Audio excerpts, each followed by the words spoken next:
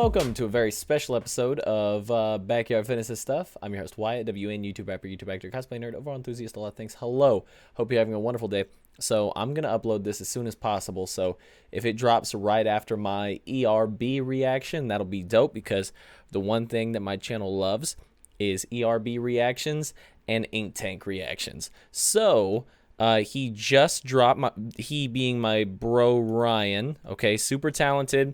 Fill you in, works for this channel called The Ink Tank.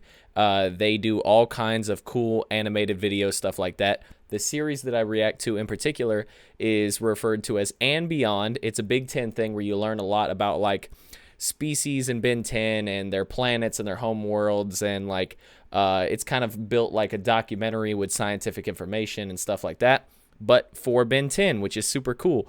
And I am super excited that it just dropped. I've been waiting. I bug him at work because we're buddies and we also work together. And I'll be like, hey, when's that next And Beyond? When's that next And Beyond dropping? So here we are. Before we get started, I'm an artist and I have been working on a musical project, and I'm super excited for. Small around at the distance now. I am inbound. What's this all about? I just want to find peace of mind. I don't want to lose peace of mind. I just want to find peace of mind. I don't want to lose me this time. Hope you enjoyed that. And without further ado, let's get into this reaction. All right, let's learn something with Saturday morning cartoons. What's today? It's Friday. Well, now it feels like a Saturday. 3, 2, 1. All right. Limited edition. The horse plushie. I actually found out this dropped on TikTok. If you don't follow Ryan on TikTok, this is Commander Crochet Sierras from the Scudum Centaurus District. Commander Tennyson, do you copy? What? Oh, hey. Sorry, dude. Signal's a bit fuzzy here. Fuzzy? Longer hair, Where goatee.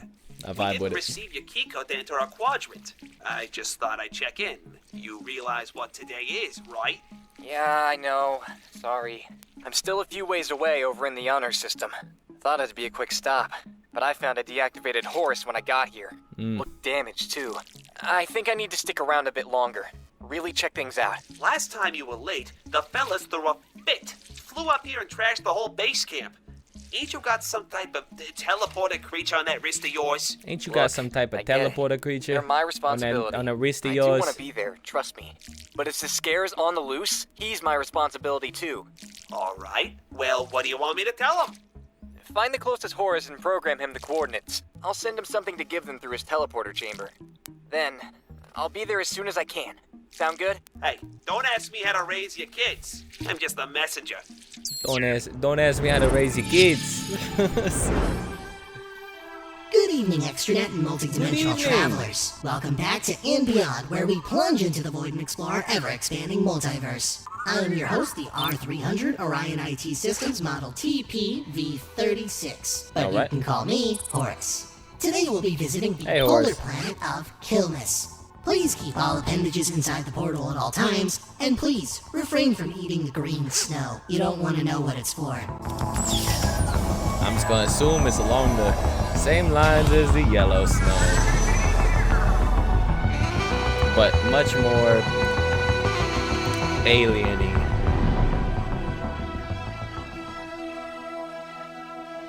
All right, woohoo! And Beyond. Welcome to Kilnus, the coldest planet of its system. On the surface, it appears to be nothing but a blizzard-swept, barren wasteland. Despite its chilling terrain, the planet's core is actually composed mainly of sulfurous magma. The heat given off from this core sits roughly around 14,000 degrees Fahrenheit and creates vast oceanic pockets below the frozen caps of the surface. In contrast, the surface temperature sits frigidly at negative 226 degrees Fahrenheit. Surprisingly, making Kilnus the perfect home for its sulfur-based extremophile species. Okay. But it hadn't always been this way. Got a bit of hot According and to cold fossil records and recovered ancient tech, hundreds of thousands of years ago there existed a species known as the Etterkennic. They were an industrial people that sought out the stars and strived to achieve interplanetary travel.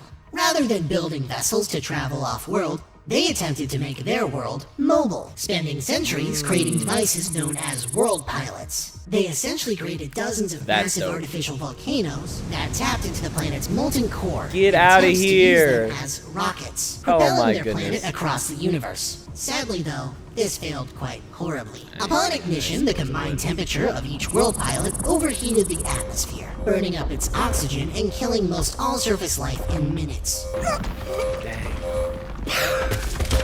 With the engines left unsupervised, a mass meltdown occurred, drowning the surface in molten metals as well as evaporating its oceans. Based on the composite records, we theorize that over the following 1,000 or so years, the extreme temperature increase worked its way through the planet, melting it down into one molten metal mass. And that shortly after, the atmosphere triggered an ice age level temperature shift in attempts to repair itself. Through this ice age, the ocean's vapor recondensed, cooling the planet's surface to a solid metal. This capping off the majority of the planet's heat leak. The outermost layers of the ocean were frozen into caps that still stand today. Though the only things surviving of the Etterkenic are their fossils, Kilnus is still full of life.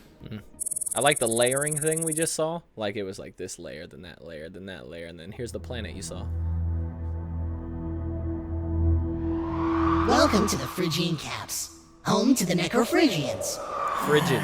Bipedal insectoid Genodomorpha, standing between 5 and 7 feet tall, with a wingspan of 13 feet. Same, bro. Accompanying the ability of flight, they possess psychrophilic glands throughout their bodies that secrete a mixture of liquid nitrogen and water. These glands do two things: regulate the temperature of the body and provide oxygen internally for the times where they are unable to breathe. Necrophrygians have an exothermic circulatory system, meaning they are cold-blooded, ironically, and lack the veins and arteries necessary to circulate their blood, regulating their body temperature. Because of this, they feed on metals and molten ores, using their glands to cool the metals to a safe, balanced temperature that is not too hot to cause them harm, but still hot enough to keep them warm for roughly 6 to 8 months. Through glandular control, they can also become intangible, heating their bodies, turning them into a permeable state, similar to a sulfur gas. They use this ability to traverse terrains that by normal means would be untraversable. In The this back of that state, they're head unable to kinda breathe, shaped like so hands those of psychrophilic Squidward. glands come in real handy. Since the chemical composition of their bodies has such a high freezing point, anything they come in contact with can be susceptible to freezing. The Necrophrygians are a very antisocial people living separate from each other. They craft small nest pockets of molten metal acquired from the planet's core. These nests are carved into the caps and used to keep the Necrophrygian nice and warm while it rests. They make sure to build these nests far away from others, as to not be disturbed. Due to this Antisocial. independent style of living, Kilnus lacks any form of society, making living here a survival of the fittest. Because of the harshities of the planet, many actually choose to venture out into space and establish new homes wherever they see fit. But no matter where they travel, around the age of 80 Earth years, all Necrophrygians have a strong urge to return to the planet to reproduce. Necrophrygians are an asexual species funny reproducing image. through a form of cytokinesis after consuming roughly 4 times their body weight in metal. Traveling up to the surface, they'll build a hatching nest from regurgitated birthing bile. Upon completion, they will return to their solitude, leaving the hatchlings to their own devices. Is that the green snow? Kind of cute. Hungry Big from the big moment eyes. of hatching and not yet able to become intangible, the hatchlings venture to the system's sun to feed on solar plasma. The instinct to carry out this reproductive cycle is so strong that even Commander Ben Tennyson's Necrophrygian form, Big Chill, is no exception to this. During his earlier years, Ben was overwhelmed by this transformation and produced an eclipse of 14 Necrophrygian children. Since leaving Earth, the offspring's excessive feeding on Earth's sun made the plumbers step in and relocate these adolescents to their native Homeworld, where Ben has taken the responsibility to check in routinely.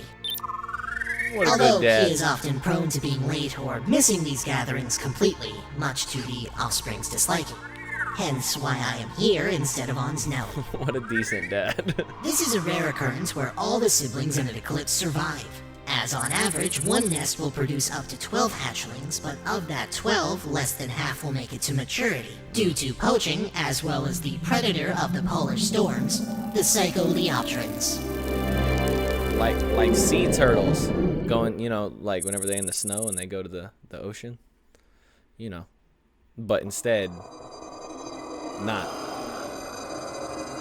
Psycholeopterans are large quadruped Vespa with a body length of about 13 feet and a dual wingspan of roughly 17 feet. Yeah, that's gross. Also equipped with psychrophilic glands, they possess many of the same abilities as the Necrophrygians. We don't like the that. only notable difference in ability they possess is their most dangerous, being their hypnotic gust. Oh, This no. ability is a combination of a rare psychedelic pheromone they secrete, combined with a reflective scale pattern on their wings. The combination of these two overload the prey's mesolimbic dopamine system. Oh yeah, that would or drop reward me into center of the hypnosis brain, for sure. and put the prey into a hypnotic state. They use this ability as their main form of hunting, having the prey willingly surrender themselves to the Psycholeopteran. Oh.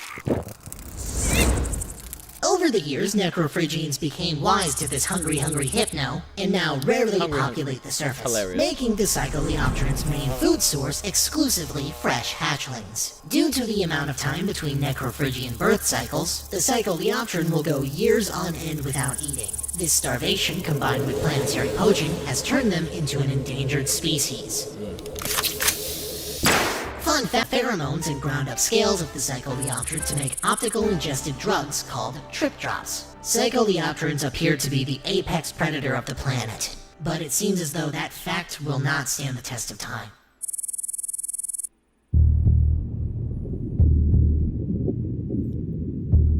Traveling back down past the Phrygian caps, we find ourselves in the waters of the Doused Divide. A large oceanic ring surrounding the planet's core sits Goldilocks between two extremely different temperatures, making for a cold yet balanced ecosystem teeming with life. Salt-capped crab, cephala imps, cellofish, boyantula. All life in the Doused Divide seems to be Boyantula's composed funny. exclusively of various forms of decapod and tetheta. The Doused Divide is an open ocean all the way down to its metallic floor, and on this floor we find the home of the thermoscorians. Polypetal metallic shelled isopods varying in size, the thermoscorians possess thermophilic glands throughout their body. Working similarly to the psychrophilic glands of the Necrophrygian, these too provide oxygen and temperature regulation. The notable difference, however, is that these glands also control the metabolism, meaning that if they want to keep warm and breathing, they need to keep eating. Whether it be seafood or random metallic debris, most anything that passes a thermoscorian's maw becomes lunch. You could say they have an iron stomach. Ha ha ha ha! Through glandular control, they are able to heat their metallic shells to a malleable state, allowing them to stretch and contort their forms into an array of shapes. They use this ability mainly to burrow into the ocean floor to rest. The Thermoscorians are a very active and competitive people. Racing and challenging each other, they are restless from the moment they rise to the moment they drop. Living in castes of 7 to 8, they typically spend their days playing and socializing. But there are certain individuals of each group tasked with work duty. Way following different from the structures for antisocial homes, ones. fishing for the young, and working to melt the ice sky above them. These workers ensure the happiness and safety for their families. When reproducing, expecting thermoscorians will lay a mound of eggs and burrow on top of it to keep them warm, melting their shells into the ground to ensure no loss of heat. Once the eggs hatch, the mother superheats its body, making it soft and malleable so that the hatchlings can then feed on it, fueling the spark for their own thermophilic glands. After a few There's a weeks lot of going on in feeding, this the episode. hatchlings will rocket out of the mother's carapace and be adopted into their previous caste. The carapace. On average, one individual will birth about 4 hatchlings. Of those 4, nearly all make it to full maturity. There are no known predators of the Thermoscorians, but every now and then some will go missing. Most are thought to have sputtered out and just simply sank to the depths, while some believe they are kidnapped and getting consumed by creepy. Necrophrygian. It was getting creepy.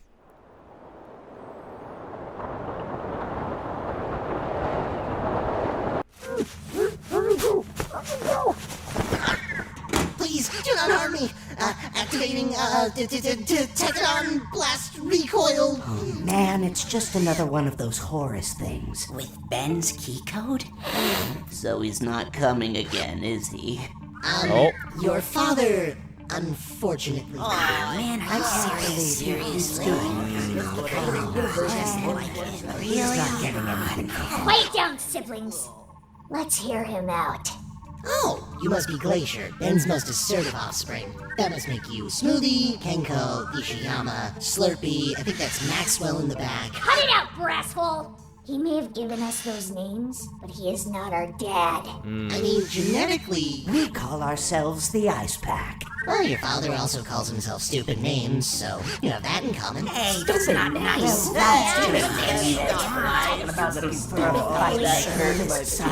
Maybe Maxwell's. But beside that, the reason I'm actually here is because your father wants you to know he really cares about you and will visit you as soon as he can. He wanted me to bring you this special gift. This metal is Oraborium, a glistening ore infused with mana. This rainbow sheen stone can only be found in the Kingdom of Anywhere. That was horrible! Oh, well, your father assumed since it was such a rare material that it may have been considered a delicacy. That's not how it works at all! If he really man. cared, he'd know that. Yeah, that's gross. Hey, maybe he did send us a snack I'm sorry, what? after all. Yeah. You know what? I am pretty hungry. Oh, really tonight. You're looking like a snack. You're looking tasty. Well, you know, I should really get going. No! Why don't you stay for dinner? I'm an android. I don't eat, so there's no need for me to stay for dinner. You guys, please don't. Man. Oh. Ah. Another day, another Doug. Or horse.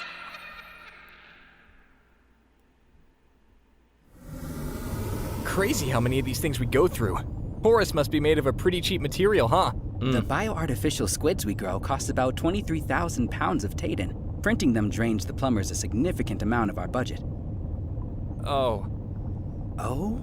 Well, I kinda left the horse printer on overnight to screw with Blukich and Driba. Wouldn't it be funny if they walked into over 200 good evenings being shouted at them? Oh no. Good evening. Good evening.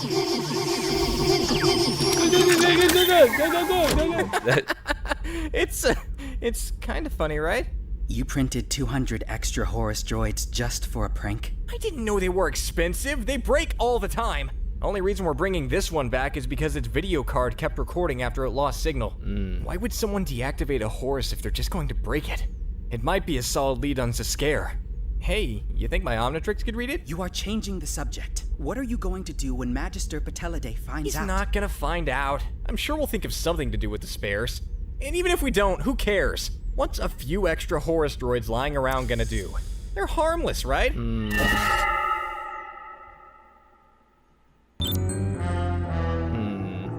Find out next time.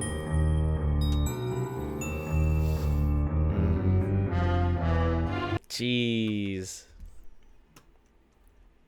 Well, the Big Chills Homeworld episode. There was a lot going on with those species. I gotta tell you, with them, from them eating the planet and staying warm to the ones under the water, and the different ways and the amounts that each species gave birth, and just the way the planet started, you know, and then where it ended up. Super dope. I'm very glad that I hopped on this one as soon as possible, and I liked it. But did you like that or this or any of this? Leave a like. If you dislike that or this or any of this, or you hate me, be sure to leave a dislike. And until next time, backyard fitness and stuff. Small around at the distance now, I am inbound. What's this all about? I just wanna find peace of mind. I don't wanna lose peace of mind. I just wanna find peace of mind. I don't wanna lose me this time. I just wanna find peace of mind. I don't wanna lose peace of mind. I just wanna find peace of mind. I don't wanna lose me inside.